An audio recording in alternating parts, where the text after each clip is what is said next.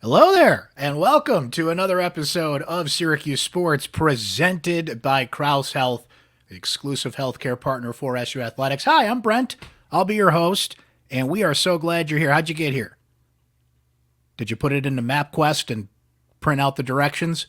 Or did you just subscribe? Spotify, Apple, YouTube, wherever you get your podcast, that's the way you do it, friends. And whenever a new episode of Syracuse Sports pops up, there it is. You get a reminder. It's right there. You listen on your time. We're here for you. I am here on your time. So listening to this current edition of Syracuse Sports, thank you for that. But if you've been listening to older episodes, and we've had some good ones lately, we had Kelly Gramlich on from the ACC Network. We had ACC Coach of the Year, Felicia Leggett-Jack, bracketologist Patrick Stevens, the four-time All-American Rick Beardsley, talking lacrosse. Our run of Syracuse basketball post-game shows certainly is going to slow to a crawl now as it's one-and-done season, and we'll see how many games the Orange have left, but we've been doing that, documenting that. On top of that, we'll see if Syracuse basketball can make a miracle run through the ACC tournament a la 2006 and that Jerry McNamara run through the Big East tournament. One way or the other, we are going to be here to chronicle it all for you. Spring football is around the corner. For you football fans, just chomping at the bit for everything we can hear about what Fran Brown and company is up to. Lacrosse season cranking its way through. Syracuse women's basketball, speaking of Coach Jack, of course, getting ready for their run through the postseason as well. So if you subscribe and you follow, it all comes to you. There's a way to stay on top of it even more than that, and that is to become a Syracuse Sports Insider. Just text the word orange to 315-847-3895. You know what you get to do? You get to text me anytime you want on anything Syracuse related. And we've been getting some text about other stuff as we get to know you, the Syracuse Sports Insider. And that has been great. You can text me during games. You can text me your questions, your thoughts, your opinions, your feedback, always solicited when we get ready to record new episodes of Syracuse Sports. And you guys help shape that conversation. And we're having a blast building the Syracuse Sports Insider community. And we would love for you to be a part of it. So when you text the word orange to 315-847-3895 and you sign up to be a Syracuse Sports Insider, here's the cool thing about it. You get to try it free for 2 weeks. Check it out. See if you like it. And if you want to continue the journey, it's just $3.99 a month after that. So we'd love for you to be a part of it. And thanks for all your great feedback and questions and comments and opinions. And thanks for tolerating the stuff that I send you guys a couple times a day, right? And you get it first, by the way. If I have breaking news, you get it first. My first opinions, anything that I would tweet or write about or discuss on this podcast are Syracuse Sports Insiders. You get it first. Our guest today is Kevin Connors from ESPN, and I love Kevin in his unabashed love of the orange. And typically when you see a television personality on ESPN talking about the orange, 90% of the time, they're a Newhouse alum. They went to Syracuse University. Not the case for Kevin.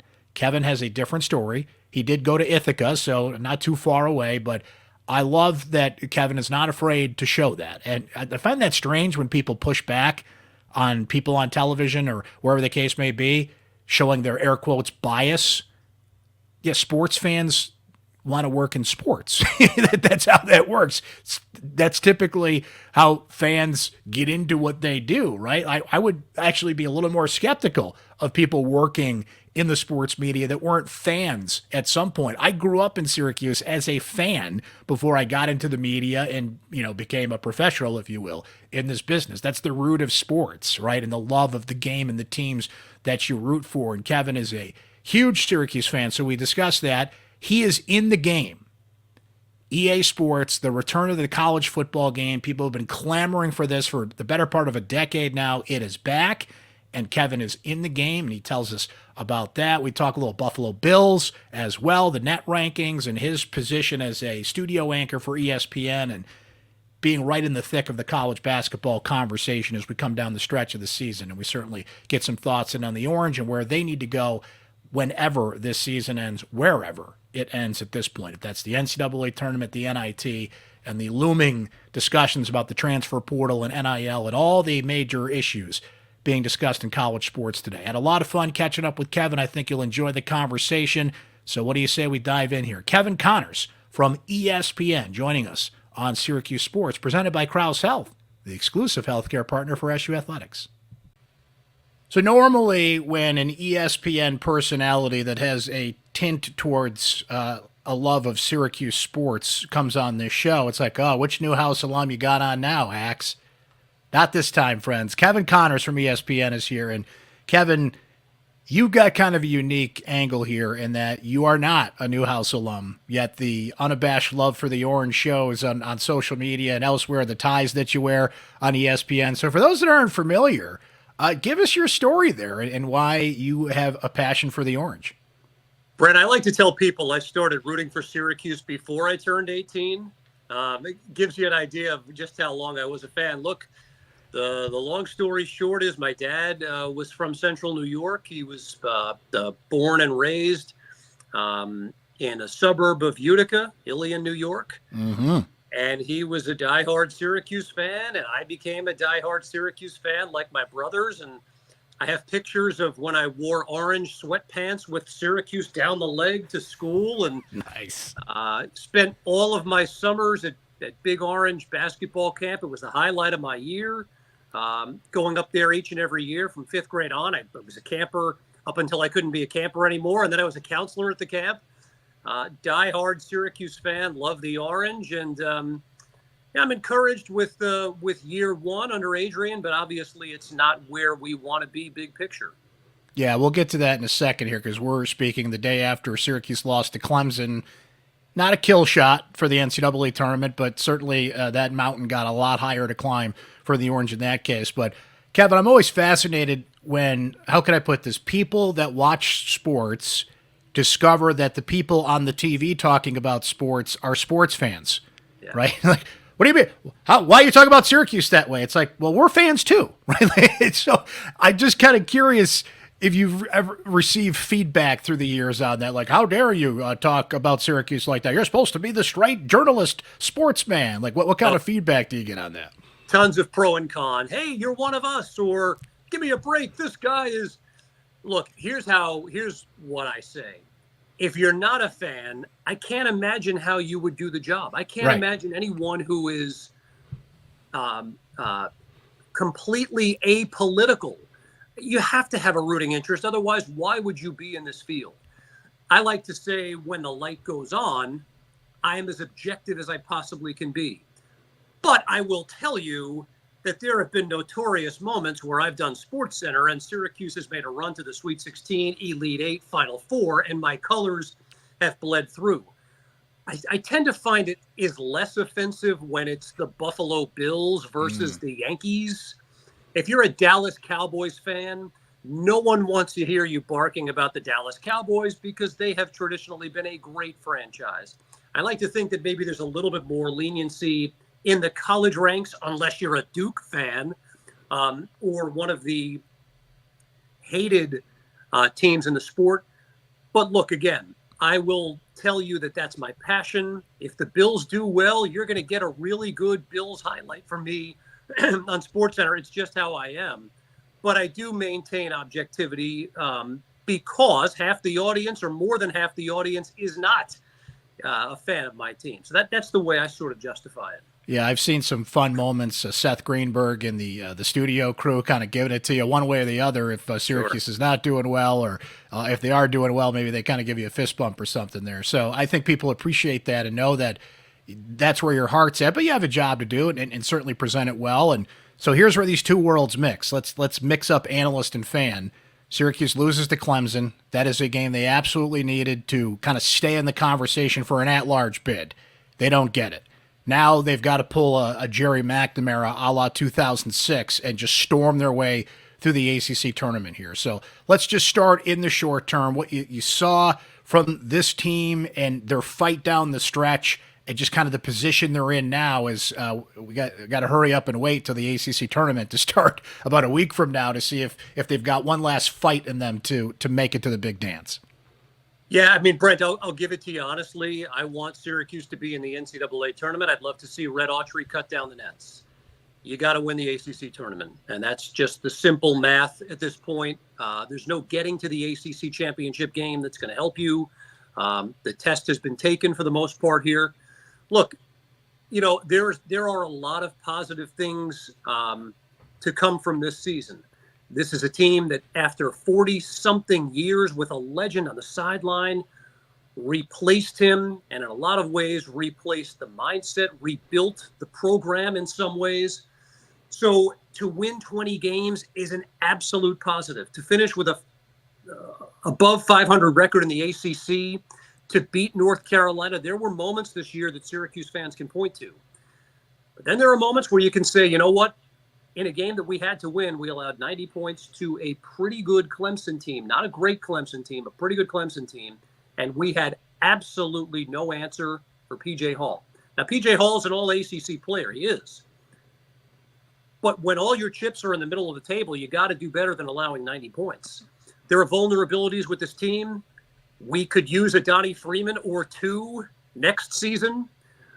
But there are encouraging things. I think that you've got some four-year players on this team. Quadir Copeland is a four-year guy. J.J. Starling, in my opinion, will play out his career at Syracuse and be a productive four-year college player. You've got Donnie Freeman coming in next year. I hope that Malik Brown is a guy that sticks around for 4 years. I know there's been some NBA buzz there. There are pieces there. It's not like past years, but we're not there yet.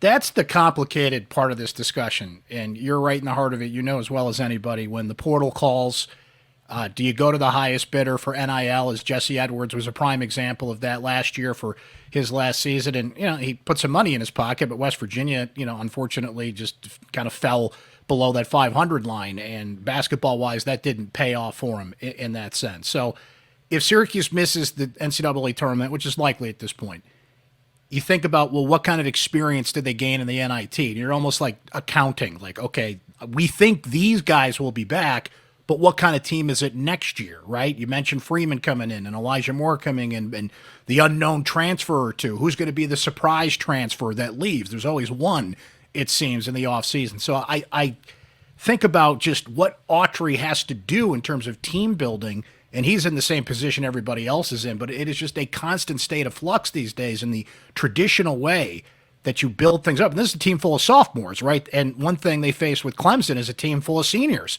and experience.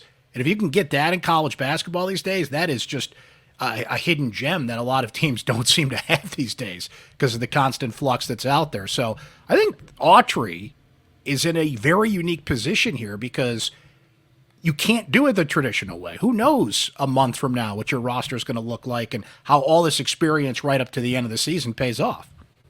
Brent, it used to be, how are you doing on the recruiting trail? And we'd have a pretty good idea of what that looked like at this point. Now the recruiting trail starts at the Carmelo Anthony Center in Manley Fieldhouse. I mean, it's who are you bringing back? I've talked with so many coaches. It's why so many coaches have in multiple sports have gotten out of the game.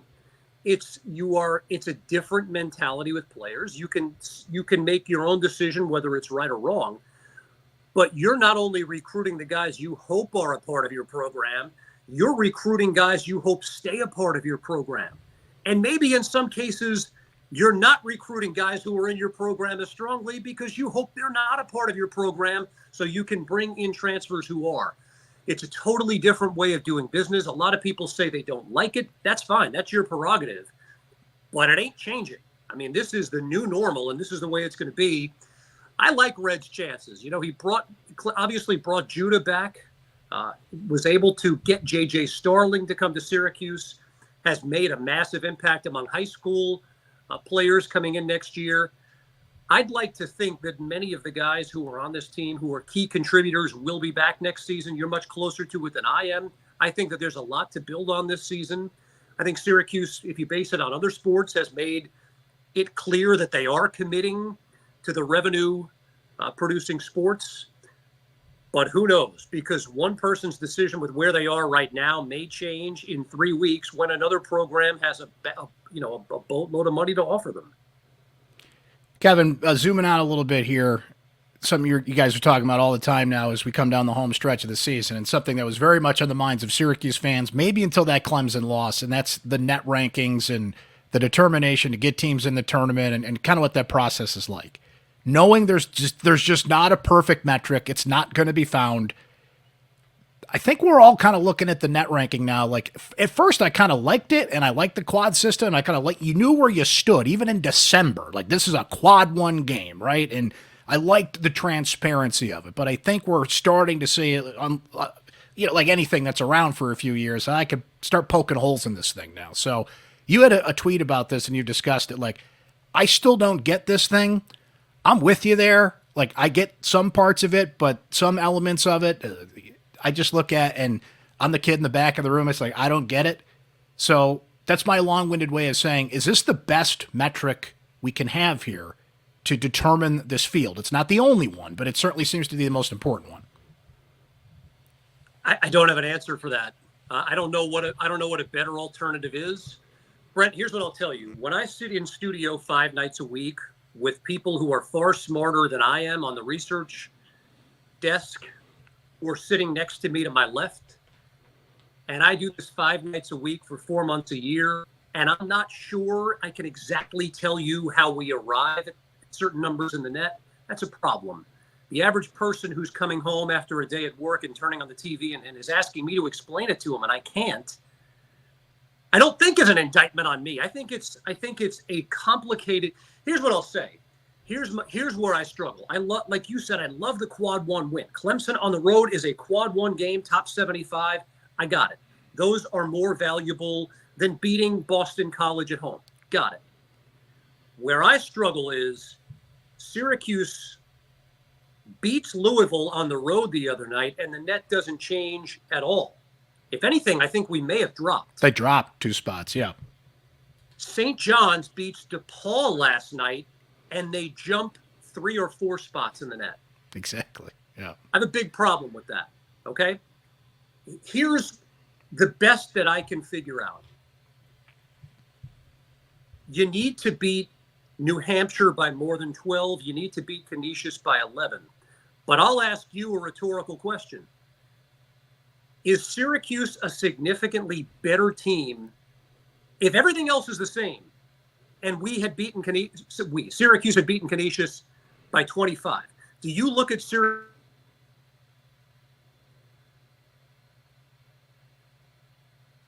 had beaten Canisius by 25 instead of 11? Here's the only way that I can justify where Syracuse is in the net. In losses, by 17 to Tennessee, by 19 to Gonzaga, by 22 to Virginia, by 20 to Duke, 36 to North Carolina, 16 by Florida State, 29 to Wake. That's the problem, yeah. That's a big sample size, and what someone could say is those numbers illustrate is that you are not competitive against very quality teams. And that supersedes the win against North Carolina, the sweep of NC State, the sweep of Pitt. It's the only thing I can come up with. I think that's about as well as you can explain it right there, and there's been a lot of discussion. You guys have certainly probably talked about it, how the Big 12 maybe game the system a little bit by loading up on some non-conference teams. And what you said, that margin of victory, you beat Canisius by 10 or 25, like, how are we still judging these two programs here? And it just goes to show you, I mean, I think the heart of it is right in that you've got to schedule better. You got to be careful who you play in non-conference. When you play these, and when you're in the ACC, you get plenty of opportunities to do this, but even in non-conference, like, you've got to show for 4 months of the year. That's another thing I like, is that it counts for an entire body of work. And I think that's something that some Syracuse fans kind of forgot about. And you brought up some of those wins. It's like, guys, remember, there's 6 or 7 wins. They didn't just lose. They lost big time. But I think people would argue, okay, well, should the committee look at this as a young team that's nowhere near the team they were in Maui in November as they are now in early March? And I mean, there's only so many things the committee can think about. And you said it, like, this is probably as good as it can get, but I think we're starting to discover the flaws in it. So I guess we can only ask, can you go in and tweak this thing a little bit? Now that you've had this car for a few years, and you got to go in and you got to check some things and tighten some things up and send it to the dealer and, like, okay, let us take a look at this thing and keep it on the road for you. I guess that's all you can ask. Are you describing my car, Brent? I hope I'm not talking it into existence with my car at this point. Listen, here's what I'll say. once upon a time it was how are you playing at the end of the year, and then we said no, we can't overvalue those wins. I disagree with that, and that doesn't mean that I want to devalue the games in November. In fact, if it were up to me, I would play all of these Maui Invitationals and the Champions Class. I'd move that back a little bit. I would coincide that with the start of bowl season, where we could weave in some of these more meaningful games when more people are paying attention. That's me as a college basketball junkie. But I do believe it should matter a little bit more how you're playing at the end of the year, particularly in the era of the transfer portal, where when you're a coach and you're rolling the ball out for the first time, you don't know what you have. It's got to look different in March. I want more value placed on who you are in the end of February and March, because that's more indicative of who you are. Not to devalue the games in November, but maybe a little bit more emphasis on the late season games. Kevin, switching gears here, and I'm going to try to do the impression as good as I can. I used to be pretty good at it. EA Sports. It's in the game. We're back, baby. NCAA 25. We've seen the hype, the videos. It's all coming. College football fans are beside themselves here.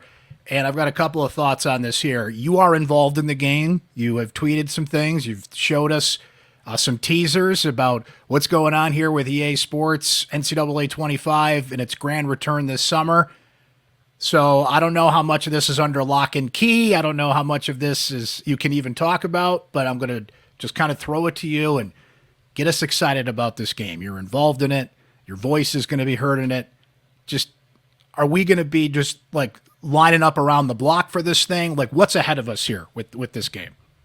I think so. I know I will be, Brent. I'm a little limited in what I can say. Here's what I can tell you. I am not the star of the game. I do in-game updates and halftime. I think I can say that. If not, we're breaking news here, and I'm going to get in trouble. But I can tell you this. I had probably 25 two-hour sessions where we went through just about every possible outcome. And we hit on specific rivalries, many of them. Hey, it looks like you're enjoying the backyard brawl. Let's get you caught up on what's gone down in Pittsburgh, Pennsylvania, or in Morgantown, West. I mean, it is so unbelievably thorough. The team is so talented. There are so many individual small items in the game, on down to players wearing hoods out of the back of their jerseys, which some players do, which you wouldn't see in Madden. It's a fast game. It's an unbelievably thorough game. It looks, and the very little that I've seen looks amazing. Brent, I played the game more than any other. So the fact that I'm going to be in the game is a thrill for me. I'm unbelievably proud and honored to be a part of it. I can't wait. I just can't wait to see it.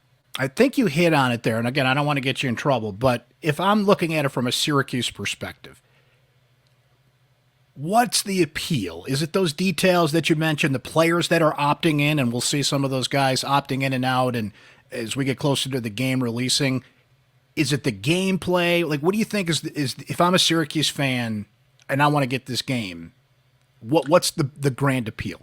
It's the authenticity. It's you're inside the JMA Wireless Dome. I still call it the Carrier Dome, but the JMA Wireless Dome. The uniform options, the fight songs, the commentary is going to be very personalized. It's not just, here's a look at the score, the Syracuse Orange lead. It is very authentic. It is very real. It really seems like you're watching a televised game inside the Carrier Dome. Look, here's all I can say. I can't wait to play it myself. And they don't give me any advanced copies. I don't get the. Oh no! Come on. No, what do they call it? Like the Like a beta screener? mode, you're right. I don't get the Yeah. screener. I don't get the beta mode. I'm waiting like everybody else, but I have seen snippets, and it really, really looks good. Well, that's exciting. I'm not a big video game guy, but I might have to jump back in the pool here because people are just really amped up for this. And what I find interesting about this, Kevin, is I guess the best comparison I can make is like Eminem doesn't make an album for like 5 years, right? And then all of a sudden, here it is. Like, this game to me had to go away, and we know why it went away in the story there and the NIL connection, and we didn't know what NIL was a decade ago, but the compensation issue that EA Sports went through, and they said, we can't do this. And then NIL comes along, the game changes, and it's like people just have been clamoring for this. They like laid out the scenario for them, and then it's one of those things, kind of like Travis Kelce and Taylor Swift, that manifested itself in online discussions, and now here it is again. But I'm fascinated by how this game had to go away for people to clamor for it to come back, right? Sometimes that has to happen. Well, and listen, I can only speak for myself, but I think I can address other people. People wanted this. This was something that people got every year. This was a major cult following there. Oh, sure, yeah. Maybe not as big as Madden, but close. I played the college game way more than Madden, and I was a part of Madden. I had a small role in Madden as well. I think it's all of the things we love about college football: the fight songs, the stadiums, the fact that you can choose your own schedules. From what I understand, Brent, I think the last college game was 2014. From what I understand, people still play that game and have rebuilt rosters with current players over the years so that they can continue playing the game with the 2023 Syracuse team on the 2014 system. So we'll be saving a lot of people a lot of time, but I'm really, really excited. The team has put a ton of work into it. My role, again, is very small. I'm a guy who turns on the microphone and reads some lines and rewrites a couple, and I think it's going to be really, really good. Couple more things for you, Kevin. We're talking about the online version, the game version of Syracuse football. Let's go to the real life version of Syracuse football. And I just wanted to get your view of Fran Brown coming in and just the euphoria that has surrounded that move, the recruiting, the transfer portal, spring football's around the corner. And I can tell you, I have never in my life, and I grew up here, felt more of a fever pitch for spring football and just all year round discussion of Syracuse football since the arrival of Fran Brown. It has been incredible to see here, and I'll be curious to see how that's resonating up at Bristol and the conversations that people are going to start having about Syracuse football that maybe they weren't before, and the radar screens that Syracuse is going to find itself on that maybe they'd once in a while kind of knock on the door. I think there's a lot of anticipation within the fan base. Like everybody, I follow all the people on social media and see who Syracuse is having conversations with, the football program. Here's where, to me, the excitement comes from. It's one thing to get the Ohio State quarterback in the portal. That's obviously a game changer. It's another thing to be someone announces they're going to be transferring out of Georgia, and their two visits are to Alabama and Syracuse. It used to be one of these things doesn't belong here. Now it's like, yeah, and why not? And I think it's very clear the commitment from the top on down, and the athletic department is there. Fran's going to have to be able to coach these guys. These players are going to be able to perform on the field. But it seems to me, the perception is the caliber of player that we are getting and going after is a lot different. And naturally, that's a cause for a lot of optimism. So we'll find out on April 21st or 25th, whatever the spring game is. And we'll find out for real in August. But there's optimism around this program, legit optimism. And I think I speak for Syracuse fans when I say more so than there's been in quite some time. Yeah, no doubt. And I think what you said speaks to it. There's receipts here. Usually a coach takes over and they say, here's what I want to do. Fran Brown said, here's what I'm going to do. And from day one has shown that. You brought up the portal and seeing those names.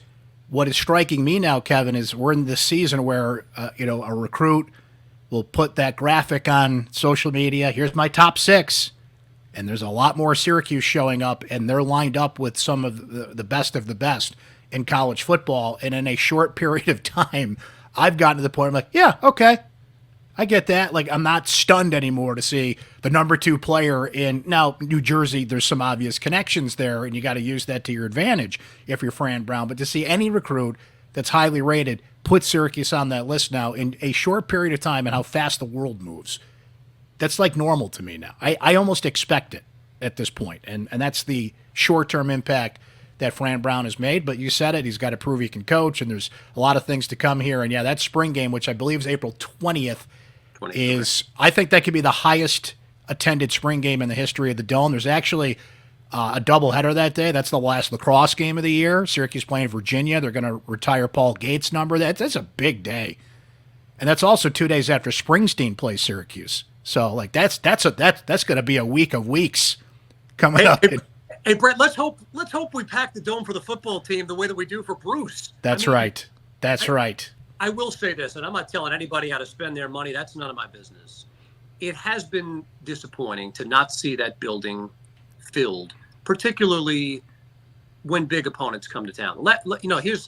I just can't get there anymore on Saturdays. It's awfully hard. I'm in studio all day myself on Saturdays. The last game I went to with my dad, but the last game that I've been to, period, was the LSU game with Leonard Fournette. That's disappointing when you're not filling the building up when a glamour team that we don't normally play comes to town with a Heisman Trophy candidate. Let's hope that this reinvigorates the fan base. Let's get that place rocking again, because I think people forget what a home field advantage the Carrier Dome can be. And I hope, look, you got to put a winning product on the field. You got to give people reason to come. But there's some reason there now. So let's hope that that's reflected in the attendance in the spring game. Well, timing is everything, Kevin, because there's a little restructuring of the Dome going on this summer, and the capacity will be down to 42,000 seats from 49,000 seats. Supply and demand, there's less supply, huge demand. I think they might sell out a bunch of games this year, maybe every home game. I think that's how into it people are, but we'll see how that goes. I wanted to end with this. I know you're a Buffalo Bills fan, and you brought up the Bills here. So here's my thing as a fellow Bills fan, and you and I have certainly had our exchanges on social media about our Bills. They need to have an unhealthy obsession with beating the Kansas City Chiefs. Like, every move you make, in my opinion, should fall under the umbrella of, is this going to help us beat Kansas City? I'm a little discouraged, and I could be proven wrong here, and I hope to be proven wrong here. But when I look at Joe Brady as the offensive coordinator, and I think to myself, is this guy going to outwit Steve Spagnuolo in a playoff game? And I see Bobby Babich elevated from linebacker coach to defensive coordinator, and I think to myself, is he going to outwit Andy Reid?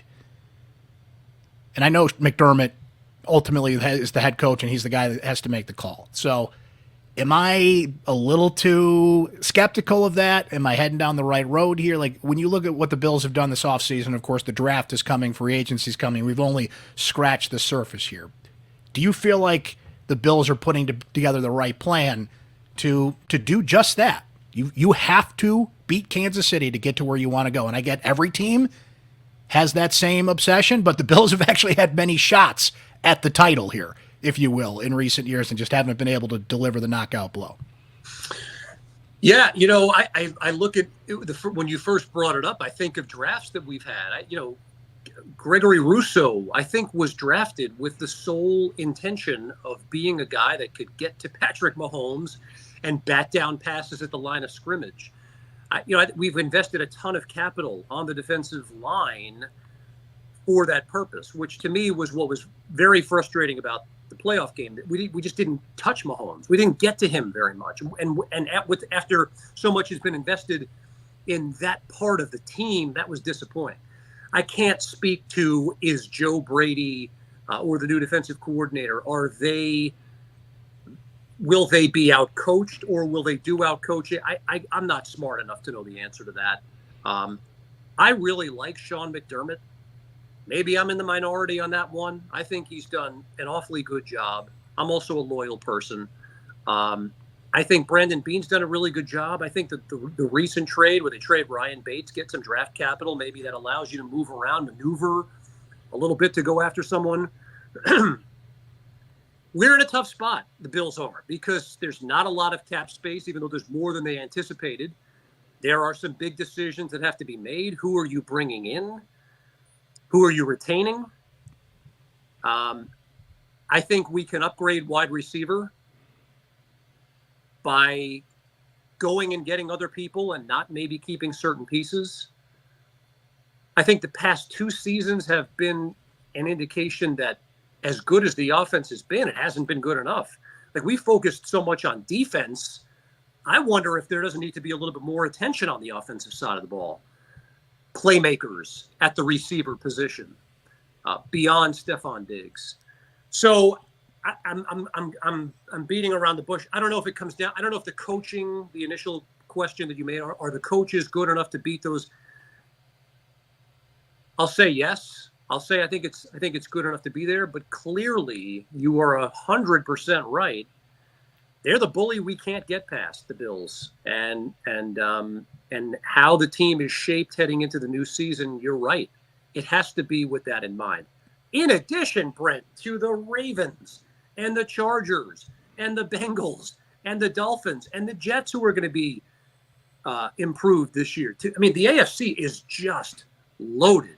Exactly. But you're right. It starts with Kansas City. I have an unhealthy obsession that the Bills draft Keon Coleman from Florida State. And there's a lot of great receivers out there. They're certainly going to add pieces at that position in both free agency and the draft. But I don't know. I loved watching him at Florida State. Certainly close hand with Syracuse being in the ACC. I just feel like you construct a receiver in a lab that this team needs that could fit with Josh Allen. I don't know if you saw Keon's comments at the Combine when he was asked about playing with Diggs and playing with Josh Allen, and I said, I'm in on this kid. And I hope that you brought up the draft capital. I think Beane might have to move up to get him, but that's kind of my unhealthy obsession right now. Do you have anybody either in the draft or free agency that the Bills you'd love to see in Orchard Park next year? So again, I always say this. I trust Brandon Beane. I really do. I think he's made so many big time decisions. So wherever he feels we will go when it's our turn on the clock, I'm for the most part on board with that. I would love to see an upgrade of wide receiver. It's a cheaper alternative to re-signing some people who are up right now. And I think it has the potential to be more of an impact, frankly, if it's in the first round. The guy that I saw as a second round pick, and it was in one of the mocks, which, by the way, there could be a guy who lives in the woods that comes up with a mock draft, and I am reading every pick. I can't get enough of the mock drafts, but I did see a mock, and it had to have been on ESPN.com, that had us taking T'Vondre Sweat out of Texas in the second round.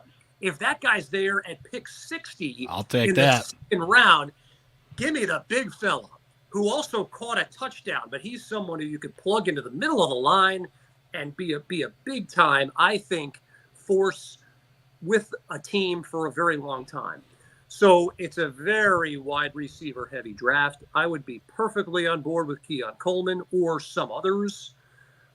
Xavier Worthy at Texas is a phenomenal guy, had some unbelievable metrics at the Combine. So if it's Keon Coleman, I'm on board. Give me playmakers. But the guy who, if you're asking me, is there one who you'd love to see? If it's Sweat in the second round, I'm running the card up for that pick. Kevin, I can't tell you how much I appreciate the time. It is great to catch up. It's going to be fun to see how things go down the stretch here, not only for Syracuse, but in college basketball as we kind of round out the tournament here. Good luck with everything going on with the college football game and EA Sports. Can't wait to see it and hear your voice in the game and see your video game representation. I'm sure it's going to be just as sharp as you in real life. Can't wait to see that. Go Bills, and thanks for coming on Syracuse Sports with us, my friend. We'll do it again soon. Yeah, I hope so, Brent. It was awesome. Thank you very much for having me.